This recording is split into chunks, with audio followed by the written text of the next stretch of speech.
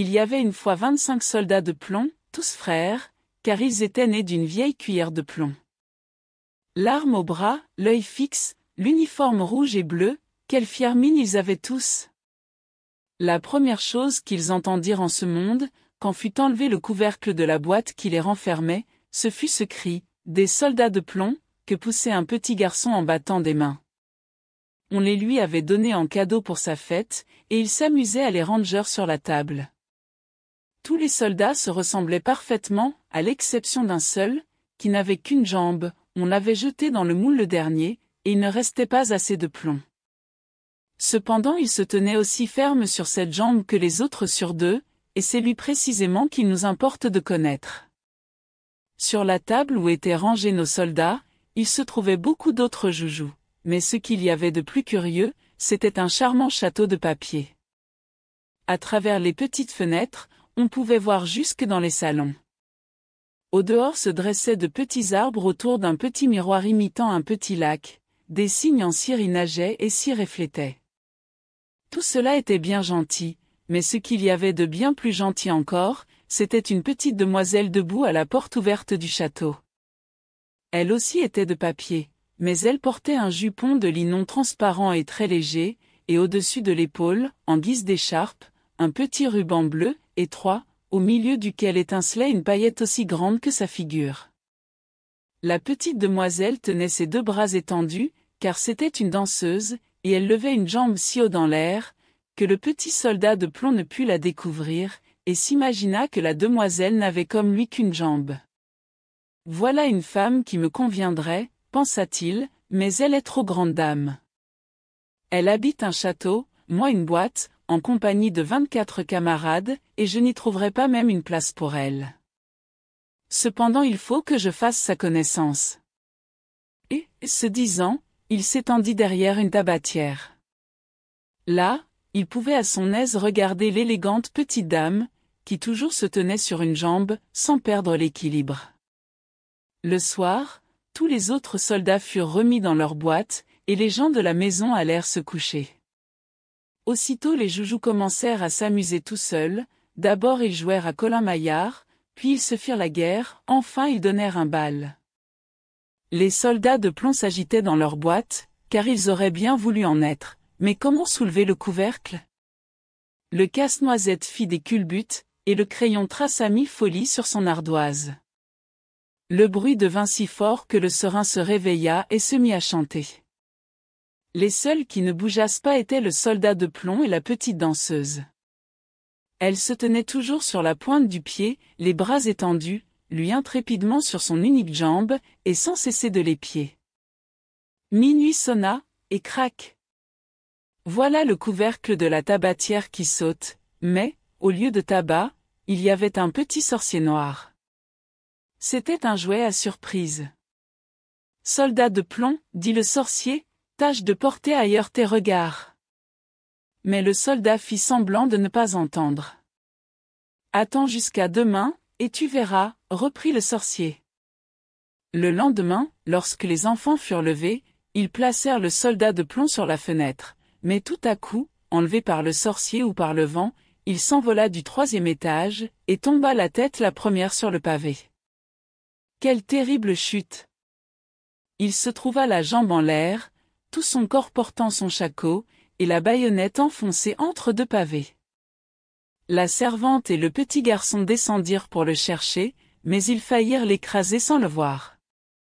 Si le soldat eût crié « Prenez garde », il l'aurait bien trouvé, mais il jugea que ce serait déshonorer l'uniforme. La pluie commença à tomber, les gouttes se suivirent bientôt sans intervalle, ce fut alors un vrai déluge.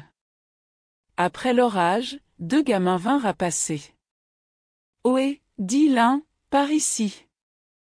Voilà un soldat de plomb, faisons-le naviguer. » Ils construisirent un bateau avec un vieux journal, mirent dedans le soldat de plomb, et lui firent descendre le ruisseau. Les 2 gamins couraient à côté et battaient des mains. Quel flot, grand Dieu! Dans ce ruisseau! Que le courant y était fort! Mais aussi il avait plu à verse. Le bateau de papier était étrangement ballotté, mais, malgré tout ce fracas, le soldat de plomb restait impassible, le regard fixe et l'arme au bras. Tout à coup le bateau fut poussé dans un petit canal où il faisait aussi noir que dans la boîte aux soldats. Où vais-je maintenant, pensa-t-il. Oui, oui, c'est le sorcier qui me fait tout ce mal. Cependant si la petite demoiselle était dans le bateau avec moi, l'obscurité fût-elle 2 fois plus profonde, cela ne me ferait rien. Bientôt un gros radeau se présenta, c'était un habitant du canal. Voyons ton passeport, ton passeport. Mais le soldat de plomb garda le silence et serra son fusil. La barque continua sa route, et le rat la poursuivit. Ouf! Il grinçait des dents, et criait aux pailles et aux petits bâtons, « Arrêtez-le, arrêtez-le !» Il n'a pas payé son droit de passage, il n'a pas montré son passeport. Mais le courant devenait plus fort, toujours plus fort, déjà le soldat apercevait le jour, mais il entendait en même temps un murmure capable d'effrayer l'homme le plus intrépide. Il y avait au bout du canal une chute d'eau, aussi dangereuse pour lui que l'est pour nous une cataracte. Il en était déjà si près qu'il ne pouvait plus s'arrêter. La barque s'y lança, le pauvre soldat s'y tenait aussi roide que possible, et personne n'eût osé dire qu'il clignait seulement des yeux. La barque, après avoir tournoyé plusieurs fois sur elle-même, s'était remplie d'eau, elle allait s'engloutir. L'eau montait jusqu'au cou du soldat, la barque s'enfonçait de plus en plus. Le papier se déplia, et l'eau se referma tout à coup sur la tête de notre homme. Alors il pensa à la gentille petite danseuse qu'il ne reverrait jamais, et crut entendre une voix qui chantait. « Soldat, le péril est grand. Voici la mort qui t'attend. » Le papier se déchira, et le soldat passa au travers. Au même instant il fut dévoré par un grand poisson. C'est alors qu'il faisait noir pour le malheureux. C'était pis encore que dans le canal. Et puis comme il y était serré. Mais toujours intrépide, le soldat de plomb s'étendit de tout son long, l'arme au bras. Le poisson s'agitait en tous sens et faisait d'affreux mouvements, enfin il s'arrêta, et un éclair parut le transpercer. Le jour se laissa voir, et quelqu'un s'écria, « Un soldat de plomb !» Le poisson avait été pris, exposé au marché, vendu, porté dans la cuisine, et la cuisinière l'avait ouvert avec un grand couteau. Elle prit avec 2 doigts le soldat de plomb par le milieu du corps, et l'apporta dans la chambre, où tout le monde voulut contempler cet homme remarquable qui avait voyagé dans le ventre d'un poisson. Cependant le soldat n'en était pas fier. On le plaça sur la table, et là est comme il arrive parfois des choses bizarres dans le monde. Il se trouva dans la même chambre d'où il était tombé par la fenêtre. Il reconnut les enfants et les jouets qui étaient sur la table, le charmant château avec la gentille petite danseuse, elle tenait toujours une jambe en l'air, elle aussi était intrépide. Le soldat de plomb fut tellement touché qu'il aurait voulu pleurer du plomb, mais cela n'était pas convenable. Il la regarda, elle le regarda aussi, mais ils ne se dirent pas un mot. Tout à coup un petit garçon le prit, et le jeta au feu sans la moindre raison, c'était sans doute le sorcier de la tabatière qui en était la cause. Le soldat de plomb était là debout, éclairé d'une vive lumière, éprouvant une chaleur horrible. Toutes ses couleurs avaient disparu, personne ne pouvait dire si c'était les suites du voyage ou le chagrin.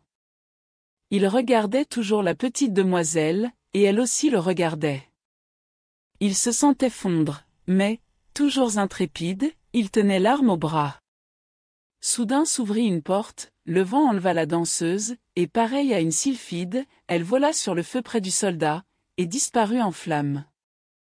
Le soldat de plomb était devenu une petite masse.